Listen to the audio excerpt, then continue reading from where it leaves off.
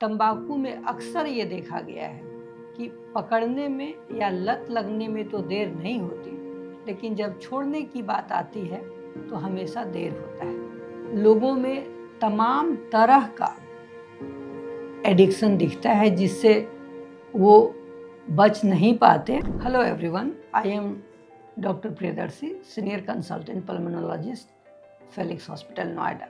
हमारा हर एक वाक्य तंबाकू से आपको बचाना है। क्यों, कैसे, इन सब पर हम थोड़ा विस्तृत जानकारी देना चाहेंगे। सबसे पहली बात कि तंबाकू में अक्सर ये देखा गया है कि पकड़ने में या लत लगने में तो देर नहीं होती, लेकिन जब छोड़ने की बात आती है तो हमेशा देर होता है। अक्सर ये मरीज कहते पाए जाते हैं कि ठीक है, कोशिश करते हैं, धीरे धीरे कम करते हैं, लेकिन ये जब शुरू हुआ होगा तो वो पता नहीं चलता और एडिक्शन हो गया होता है। नटसेल में ये जाने कि तंबाकू एक बहुत ही एडिक्टिंग सब्सटेंस है और इसका लोगों में तमाम तरह का एडिक्शन दिखता है जिससे वो बच नहीं पाते और इससे दूर नहीं हो पाते। उदाहरणतः मैं बताना चाहूँगा, तंबाकू या तो लोग च्यू करते हैं, चबाते हैं, खैनी या फिर तरह तरह के जो प्रोडक्ट्स हैं मार्केट में पाउचेज में आते हैं, या बीड़ी, सिगरेट, हुक्का, और आज के टाइम में तो बहुत सारा उपाय के रूप में जिसे लाया गया था कि भाई डी एडिक्शन किया जाएगा उनके थ्रू, वो भी अब एडिक्टिंग होते चले जा रहे हैं। उनमें वेप, ई सिगरेट काफ़ी कॉमन है।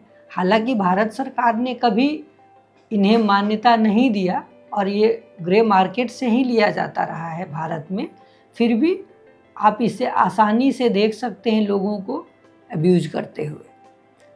आज हमारे बात में कुछ चीज़ें स्पष्ट हो जानी चाहिए कि तंबाकू किसी भी तरह से शरीर को रिक्वायर्ड नहीं है और ये एक तरह से समझें तो साइलेंट किलर की तरह जानलेवा हो सकता है ग्रेजुअली।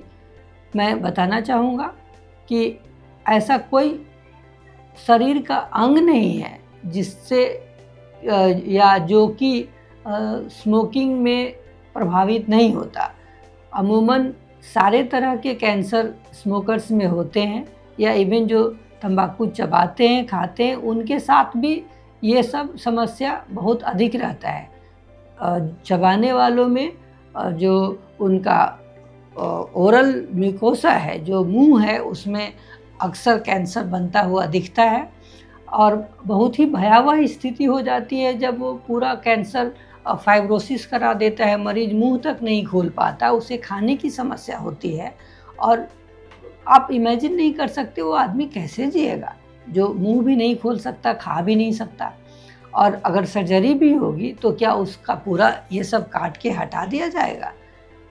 तमाम क्वेश्चंस हैं जो कि प्रैक्टिकली झकझोर के रख देता है। लेकिन देखें तो अभी भी बहुत सारी कंपनियां हैं जो अरबों के तादाद में 2-4 रुपए का पाउच बेच रही है और आप ऑलमोस्ट सारे प्लेटफॉर्म्स पे उनका प्रचार देख सकते हैं। बहुत बड़े से बड़े फिल्मी नायक नायिकाओं को भी लिया रहता है और काफ़ी ग्लैमरस पैकेजिंग होता है। इसी सब को देखते हुए वर्ल्ड हेल्थ ऑर्गेनाइजेशन ने जो हमारा 2026 का तंबाकू निषेध दिवस का थीम है, उसमें उनका यही उजागर करना है। ये they have come up with the appeal कि अनमास्क ऑल दीज अपील्स।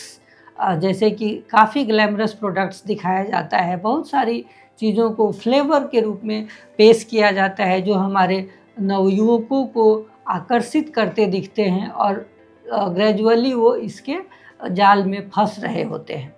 तो हमारा तमाम दर्शकों से अपील है कि उनके झांसे में ना आए। ये जो सो कॉल्ड इंडस्ट्री है, जो तंबाकू का बिजनेस है, वो आपके स्वास्थ्य के लिए एक तरह से जंग है। रस्टिंग टाइप का है, जो धीरे धीरे आपके शरीर को खोखला कर देता है और वो कोलैप्स करने लगता है।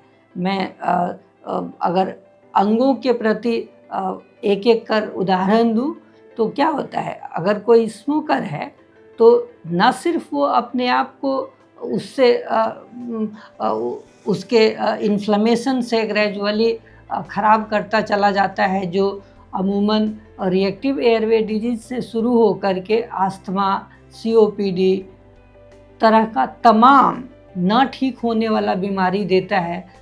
एम्फाइसीमा, जो कि एक तरह से परमानेंट डिस्ट्रक्शन ऑफ एयरवेज है, डायलिटेशन ऑफ एयरवेज है, जो फिर ठीक नहीं होता। तो खुद ही वो एक तरह से मतलब सेल्फ इन्फ्लिक्टेड है, आदमी खुद ही खराब कर रहा है सिस्टम को। इससे और ख़राब बात क्या हो सकता है। न सिर्फ वो खुद स्मोक करता है, बल्कि जो उसके साथ हैं, जो पास पड़ोस के लोग हैं, उन्हें भी वो पैसिव स्मोक तो कराता ही है।